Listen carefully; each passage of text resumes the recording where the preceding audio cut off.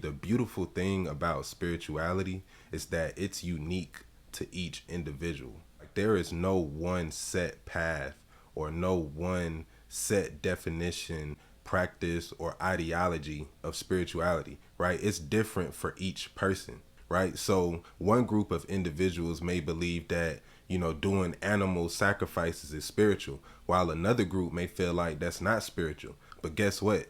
They're both right, because at the end of the day, bro, it's about your own personal connection to the spiritual world, right? So different cultures, different eras of time, different individuals all have their unique practices, ideas, rituals, and philosophy about spirituality. So what one person deems to be spiritual, someone else could deem to not be spiritual, or even be demonic or evil, or however they want to label it. Because see, in spirituality, there really is no right or wrong. That's the religious mindset that people bring into spirituality, and ultimately it becomes just another matrix, just another box that they put themselves in. If it works for you, then it works for you, bro. There is nobody who can tell you that something is or isn't spiritual or isn't right for you. Only you can make that decision.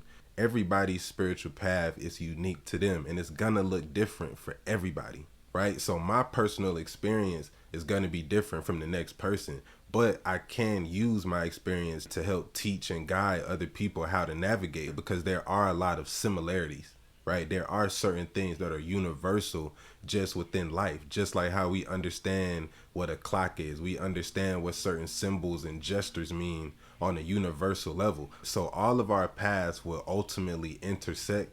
And ultimately, man, spirituality is just about your own connection to something that's beyond the physical realm. Whatever means or practice that you use to get that understanding and strengthen that connection, that is exclusively yours, and nobody can take that away from you. So it's funny to me when people, want to leave comments and say that I'm not really this or that. I'm like, bro, if you was really on your spiritual path like you say that you are, my opinion would not bother you. Like, you wouldn't give a fuck what I was saying, because you're on your path. So why does it matter? Why do you feel the need to have to comment and try to prove me wrong? I'm just offering a perspective, a feeling, and a thought in the moment.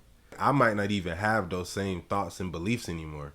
So people just have to learn that, everybody's path is different, man. I respect everybody's path. I might not agree with everybody's path, right? There are some people who are meant to be the villain on this planet. It's certain people that manifested in this reality to cause chaos. There are people who manifested to this planet with a lot of dark energy, and they're gonna do things that most people would consider not to be right. But that might have actually been a part of their soul mission. See, we want to think that everything is just supposed to be good, and we were trained by religion to think that morality is the highest level of spirituality. And that's not necessarily the case. Some people are driven and controlled by spiritual forces that the average person doesn't even know exist, right? This is why I say that everything is spiritual, because everything in the physical realm had to manifest spiritually first. So money is spiritual because it began in the spiritual realm. It began within the mind and the imagination. Your imagination is basically the spiritual realm, right? See, this is what nobody is really going to tell you. Your imagination has no limitations. You can literally do anything. And that's how the spiritual world is. The physical world has laws. We actually have structure. We actually have physics. We actually have organized ways of doing things because the energy is slowed down. See, in your imagination, everything is instant. Everything is fast. But in the 3D world, everything is a lot slower because the energy is condensed. So learning how to pull things from your imagination, from the spirit realm, and bring it into the physical reality, to me, that is the highest form of magic. Right? That's like the highest form of alchemy that you can perform. And that's what I try to teach people. I'm not one of these spiritual teachers who's just going to have you out here living in your head, or trying to escape from reality. That's not what I'm on, bro. I'm all about harnessing the energy from the spiritual world and manifesting physical, tangible things. That's what I'm on.